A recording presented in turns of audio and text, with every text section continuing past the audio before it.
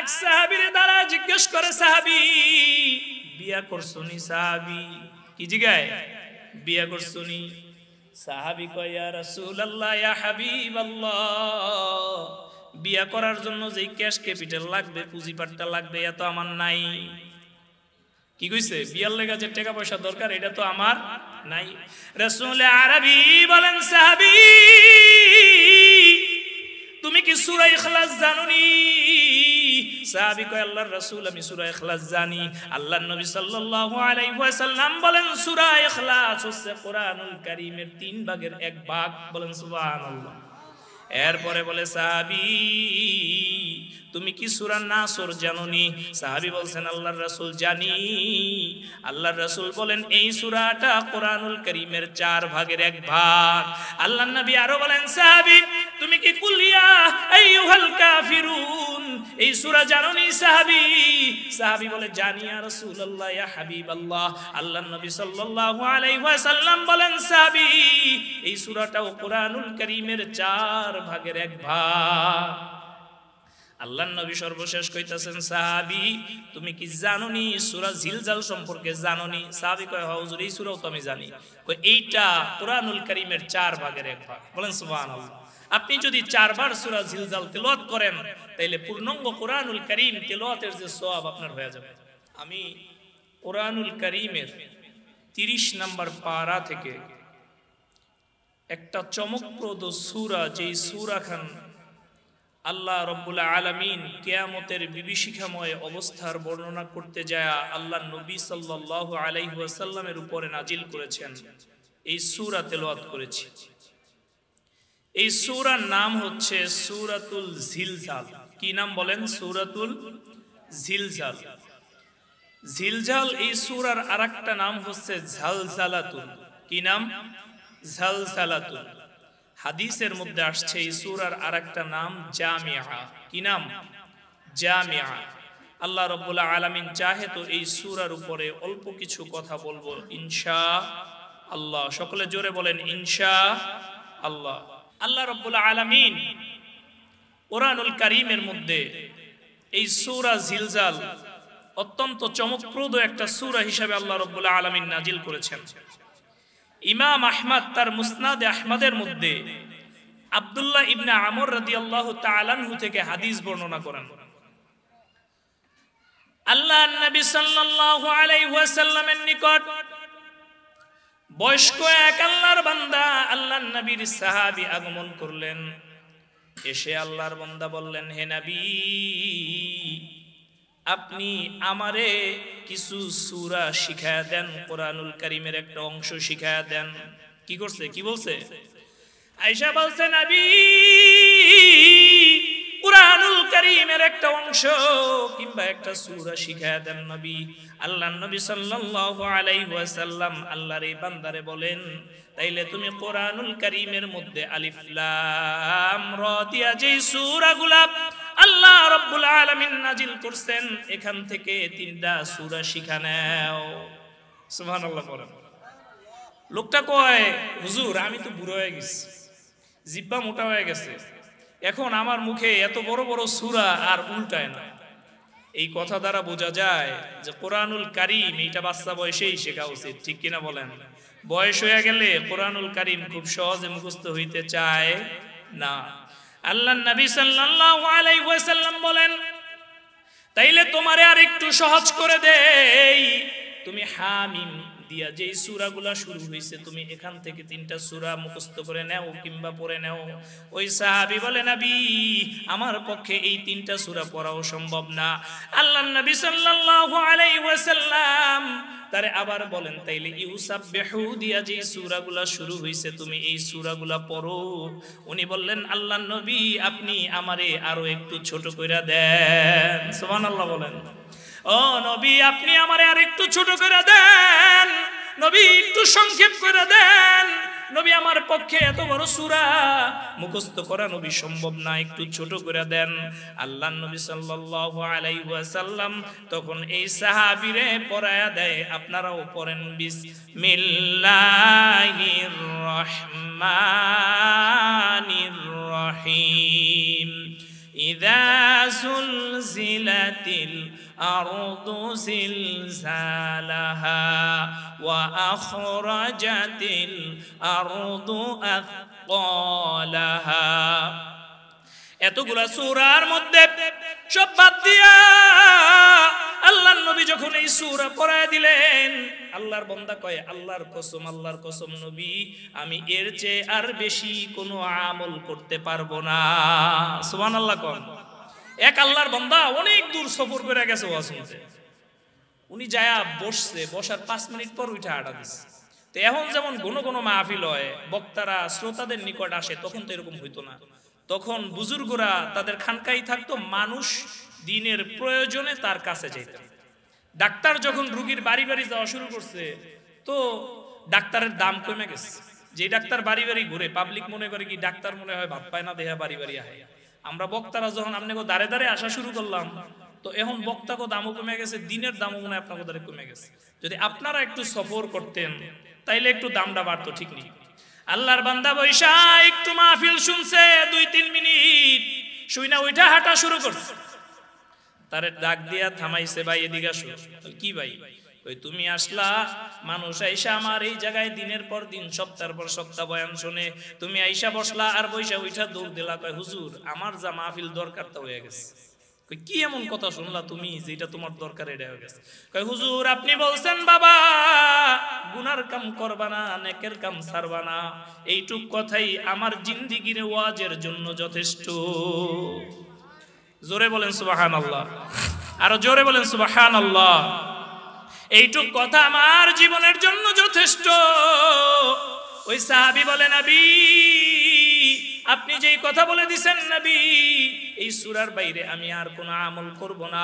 আল্লাহর রাসূল সাল্লাল্লাহু আলাইহি ওয়াসাল্লাম ওই সাহাবী যখন চলে যায়, অন্য সাহাবীরে বলে দেয় এই যে দেখো জান্নাতি মানুষ। সুবহানাল্লাহ বলেন। এক সূরার উপরে আমল করবে, আল্লাহর নবী কি কইছেন? জান্নাতি মানুষ বলে দিয়েছেন। আর আমরা এত জানি কিন্তু মানি না। আমরা খালি জানতেই থাকি, মানি না। আল্লাহর নবী সাল্লাল্লাহু আলাইহি ওয়াসাল্লাম এই সূরার প্রেক্ষাপট আলোচনা করতেছে। আর এক সাহাবীর দ্বারা জিজ্ঞেস করে সাহাবী, বিয়া করছনি? সাহাবী কি জিগায়? বিয়া করছনি? সাহাবী কয় ইয়া রাসূলুল্লাহ ইয়া হাবিবাল্লাহ, বিয়া করার জন্য যেই ক্যাশ ক্যাপিটাল লাগবে, পুঁজিপাটটা লাগবে, এত আমার নাই। কি কইছে? বিয়ার লেগা যে টাকা পয়সা দরকার এটা তো আমার নাই। রাসূল আরবি বলেন সাহাবী তুমি কি সূরা ইখলাস জানোনি? সাহাবী কয় আল্লাহর রাসূল আমি সূরা ইখলাস জানি। আল্লাহর নবী সাল্লাল্লাহু আলাইহি ওয়াসাল্লাম বলেন সূরা ইখলাস হচ্ছে কোরআনুল কারীমের 3 ভাগের 1 ভাগ। বলেন সুবহানাল্লাহ।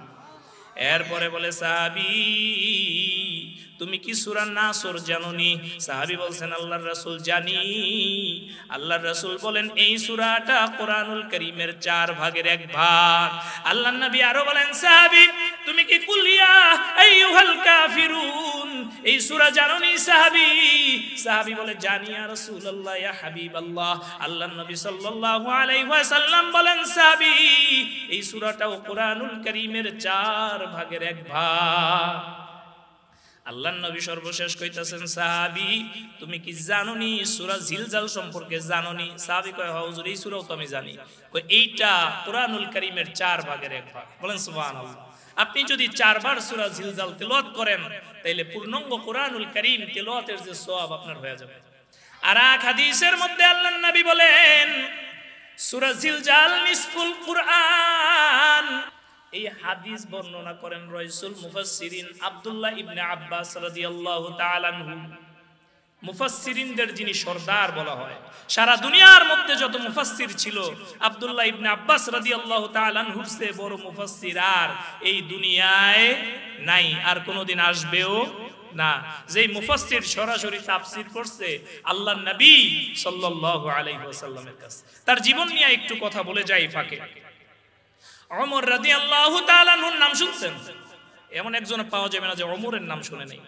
আল্লাহর নবীর সাহাবী ওমর আব্দুল্লাহ ইবনে আব্বাস রাদিয়াল্লাহু তাআলা আনহুকে সমস্ত সলা পরামর্শে ডাকে, কিন্তু সাহাবী হলো ছোট। সাহাবী কি ছোট। মুরব্বীদের মজলিসের মধ্যে যদি একটা বাচ্চা থাকে যার দাড়ি টাড়ি উড়ে নাই, গোপ জ্বালায় নাই, মুরব্বীকে একটু রাগ হয়নি কোন? অন্যান্য সাহাবী একরাম আজমাইন ওমর রাদিয়াল্লাহু তাআলা আনহুকে জিজ্ঞাসা করে, ওমর এই মুরব্বী সাহাবীদের মধ্যে আব্দুল্লাহ ইবনে আব্বাসকে ডাকার দরকারটা কি? ওমর রাদিয়াল্লাহু তাআলা আনহু বলেন, তাইলে একটা পরীক্ষা হয়ে যাক। সাহাবারা সায় দিলেন, আচ্ছা ঠিক আছে। ওমর রাদিয়াল্লাহু তাআলা আনহু পরীক্ষা করে, যখন সূরা ইযা জাআ নাসরুল্লাহি ওয়াল ফাত নাজিল হইল, ওমর রাদিয়াল্লাহু তাআলা আনহু তখন ওই সাহাবীদেরকে জিজ্ঞাসা করে, বলেন তো এই সূরা কেন নাজিল হইছে? ইযা জাআ নাসরুল্লাহি ওয়াল ফাত, সাহাবীদেরকে জিজ্ঞাসা করে, সাহাবীরা বলেন এই সূরা কেন নাজিল হইছে? কেউ বলে আল্লাহ রাব্বুল আলামিন মক্কা বিজয়ের ইঙ্গিত দিয়েছেন, কেউ বলেন আল্লাহ রাব্বুল আলামিন দ্বীনের পূর্ণাঙ্গতার ইঙ্গিত দিয়েছেন। এক একজন সাহাবী এক এক রকম মত প্রকাশ করলেন। এত মতের মধ্যে আল্লাহর নবীর সাহাবী পিচ্চি সাহাবী আব্দুল্লাহ ইবনে আব্বাস রাদিয়াল্লাহু তাআলা আনহু তিনি আয়েশা মত দেয় যে না না না, এই সূরা দিয়া আল্লাহ রাব্বুল আলামিন তার পয়গম্বর মুহাম্মদ রাসূলুল্লাহ, সবাই পড়েন সাল্লাল্লাহু আলাইহি ওয়াসাল্লামকে তুলে নিয়ে যাওয়ার ইঙ্গিত দিয়েছেন। একটু জোরে বলেন সুবহানাল্লাহ। এতগুলা মানুষ সুবহানাল্লাহ কোন আমি শুনি না, আমি শুনবো কেমনে? সবাই একটু জোরে সরে পড়েন সুবহানাল্লাহ। আল্লাহু আকবার, আল্লাহু আকবার। এই আব্দুল্লাহ ইবনে আব্বাস বলছেন, সূরাতুল জিলজাল নিসফুল কুরআন, কুরআনুল কারীমের অর্ধেক, বলেন সুবহানাল্লাহ। এই সূরা যখন নাজিল হয়, আবু বকর রাদিয়াল্লাহু তাআলা আনহু তখন আল্লাহর নবী সাল্লাল্লাহু আলাইহি ওয়াসাল্লামের পাশে বসা ছিলেন। কার পাশে?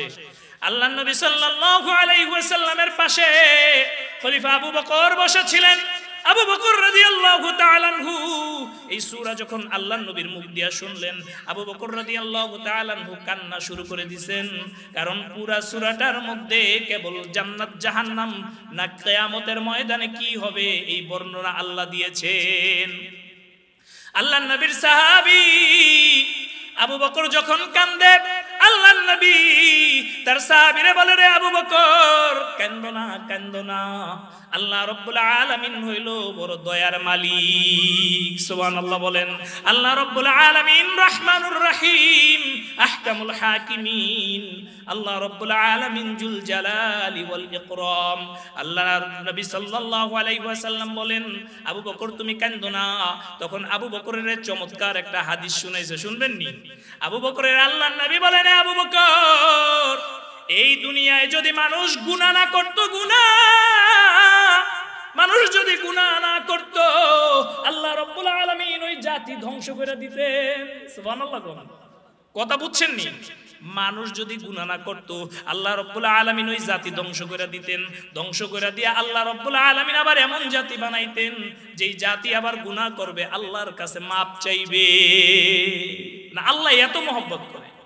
শয়তান ও একবার কাঁদছে, এর মধ্যে একবার কাঁদছে যখন শুনছে যে আল্লাহ মাপ চাইলেই মাফ করে দিবে। সুবহানাল্লাহ বলেন। আপনি যখন একটা গুনাহ করবেন, শয়তান আয়া দাগা দিবে, হায় রে তুই না হপাই জিনা করলি, এখন আবার নামাজ পড়বি, তোর কি মনে একটু বাঁচবে না, বিবিকেও একটু বাঁচবে না? শয়তান আয়া আপনার মনের মধ্যে এটা কইতে থাকবে, আরে তুই না মাত্রই সিনা ওয়ালদা বাইরে এলি, গুনাহ তো একটা করছস, তখন কি আবার নামাজ পড়তে যাবি? পাবলিক কইব কি? এটা হইলো শয়তানের আরেকটা 14 নম্বর অস্ত্র, বুঝছেন? আপনারা দিয়া সিনেমা তো দেখাইছে, আবার নামাজটাও ছুড়ায় দিবে। কিন্তু আসলে কি জানেন, আপনি যেই গুনাহ করেন আল্লাহ রাব্বুল আলামিনের কাছে যদি এসে মাপ চান, আল্লাহ রাব্বুল আলামিন আপনাকে কি করে দিবে? মাফ করে দিবে। আল্লাহর নবীর সাহাবী আবু বকর রে আল্লাহর নবী বললেন, এই সাহাবী শোনো শোনো, তুমি যদি আল্লাহ রাব্বুল আলামিনের কাছে ক্ষমা চাও, তাইলে আল্লাহ রাব্বুল আলামিন তোমারে তোমার হার গুনাহ ক্ষমা করে দিবে। ক্ষমা চাওয়ার দরকার আছে না নাই? আছে না নাই বলেন? আমরা যে মাযহাবের অনুসারী, হানাফি মাযহাবের অনেকেই, ঠিক না ঠিক? আমাদের হানাফি মাযহাবের ইমামে আযম আবু হানিফা রাহমাতুল্লাহি আলাইহি একদিন তাহাজ্জুদের মধ্যে দাঁড়াইয়া এই সূরাটা তেলাওয়াত করতেছে। ইমামে আযম আবু হানিফা রাহমাতুল্লাহি আলাইহি তাহাজ্জুদে দাঁড়াইয়া তেলাওয়াত করতে করতে এই সূরার শেষ এক অংশে গেছে। অংশটা হইল ফামান ইয়ামাল মিসকালা যাররাতিন শাররান ইয়ারা। এর আগের আয়াত, এই আয়াতটা না, উনি পড়ছিলেন ইয়াউমা ইযিন তুহাদ্দিসু আখবারাহা বিআন্না রাব্বাকা আওহা লাহা ইয়াউমা ইযিন ইয়াসদুরুন নাসু আশতাতাল লিয়ুরাউ আ'মালাহুম। এই আয়াতটাই বলার আমার উদ্দেশ্য। আল্লাহর এই পেয়ারা এই আয়াত পড়তেছিলেন আর থরথর করে কাঁপতেছিলেন, জার জার করে কাঁপতেছিলেন, আর মালিকের দরবারে মনে মনে বলতেছিলেন, মালিক আমি ইমামে আজমরে যদি মালিক আপনি পাকড়াও করেন তাইলে আমার উপায় হবে কি? উনি আর সামনে বাড়তে পারেন নাই। এই আয়াত তেলাওয়াত করতে করতে ফজরের আজান দিয়া দিছে। সুবহানাল্লাহ পড়েন। আর সময় বাড়াবো না, সূরাটার একটু সংক্ষিপ্ত আয়াতগুলোর অর্থ বলে দিই। আল্লাহ রাব্বুল আলামিন বলেন ইযা সুলসিলাতিল আরদু সিলসালাহা। আল্লাহ রাব্বুল আলামিন বলেন পৃথিবী যখন প্রবল কম্পনে থর থর করে কেঁপে উঠবে। মক্কার কাফেররা আল্লাহর নবীরে বারবারই জিজ্ঞেস করছো, এ মুহাম্মদ বলেন সাল্লাল্লাহু আলাইহি ওয়াসাল্লাম, এই জোরে বলেন সাল্লাল্লাহু আলাইহি ওয়াসাল্লাম, এ মুহাম্মদ তোমার নাকি আল্লাহ আছে, হে বলে আবার কিয়ামত ঘটাইবো, তাহলে কিয়ামতটা ঘটবো কবে? কি বলতেন? কিয়ামতটা ঘটবো কবে? আল্লাহর নবী সাল্লাল্লাহু আলাইহি ওয়াসাল্লাম এর জবাব আল্লাহ রাব্বুল আলামিনের পক্ষ থেকে দিলেন। আল্লাহ রাব্বুল আলামিন জবাব দিয়া দেয় ইযা সুলসিলাতিল আরদু সিলসালাহা। এ বান্দারা, এ মক্কার কাফেররা শোনো শোনো, কিয়ামত তো আল্লাহ রাব্বুল আলামিনের পক্ষ থেকে আসবে, কিন্তু যেদিন আল্লাহ রাব্বুল আলামিন এই দুনিয়াটারে প্রবল বেগে একটা ঝাঁকুনি দেবে, কম্পন দেবে, ওই দিনই কিয়ামত শুরু হয়ে যাবে। আল্লাহ রাব্বুল আলামিন সূরা লোকমানের শেষ আয়াতে বলে দিয়েছেন পাঁচটা বিষয় আছে এমন যেটা আল্লাহ ছাড়া কেউ জানে না। কয়টা বিষয় বলেন?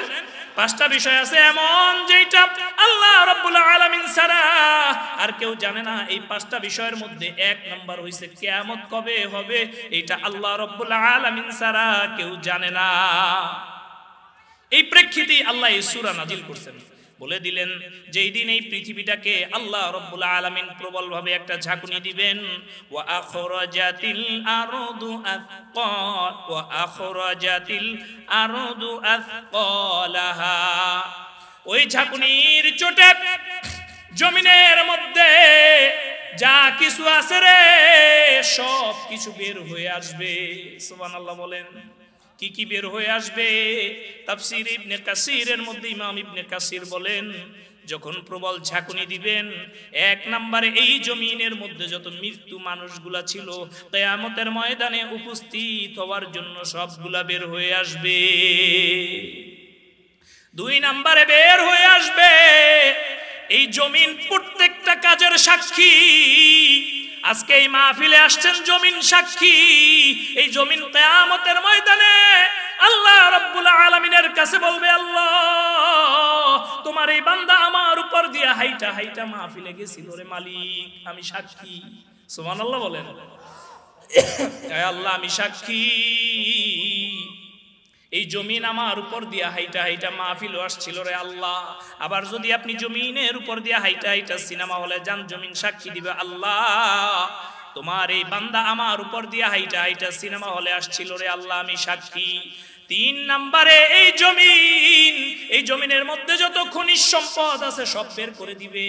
সোনার খনিগুলা বাইরে যাবে, হীরার খনিগুলা বার হয়ে যাবে। এই জমিনের মধ্যে যত সম্পদ আছে সব কিছু জমিন বের করে দিবেন। আল্লাহু আকবার বলেন। এই পরিস্থিতি দেখে আল্লাহ রাব্বুল আলামিনের বান্দারা একে অপরের সাথে বলাবলি করবে, হায় আফসোস, এই স্বর্ণের জন্যই কি আমি আমার ভাইরে হত্যা করছিলাম, এই সম্পত্তির জন্যই কি আমি আমার বোনরে ঠকাইছিলাম, আফসোস এই কারণেই কি আমি আমার ভাইয়ের সাথে, আমার মুসলিম ভাইয়ের সাথে খারাপ ব্যবহার করছিলাম। এই স্বর্ণ রৌপ্য হীরা জহরতের দিক কেউ ফিরেও তাকাবে না।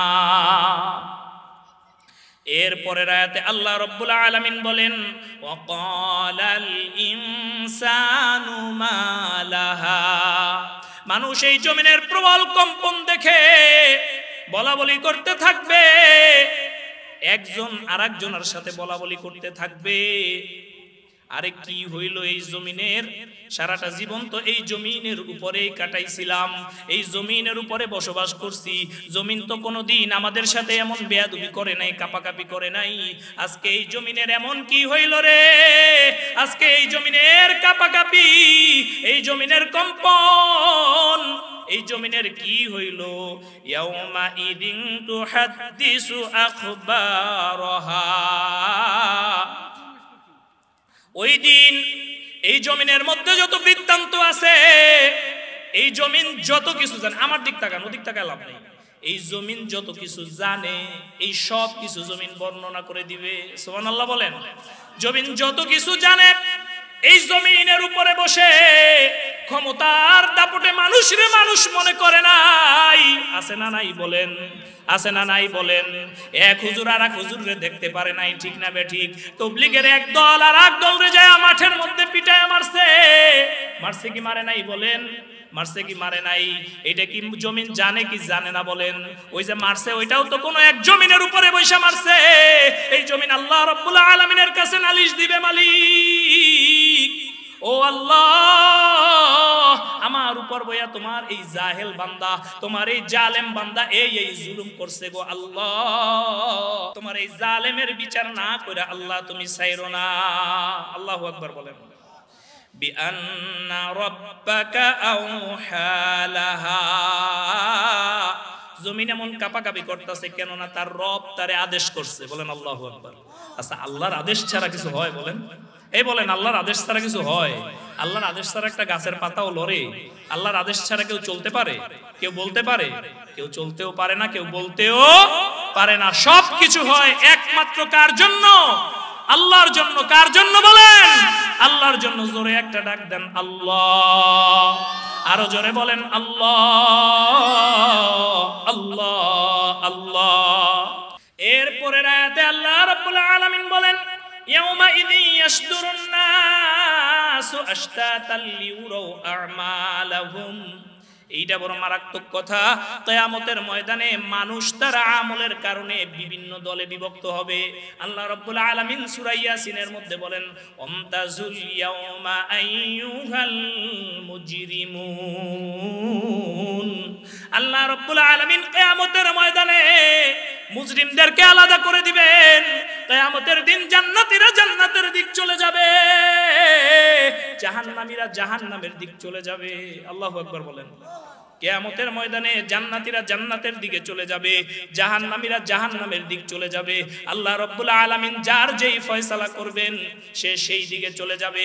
এই সূরার পরবর্তী যে দুই আয়াত, ফামাইয়ামাল মিসকালা যাররাতিন খায়রান ইয়ারা, আল্লাহ রাব্বুল আলামিন কিয়ামতের ময়দানে এক যাররা পরিমাণ ভালো কাজ কারো বিফলে দিবে না।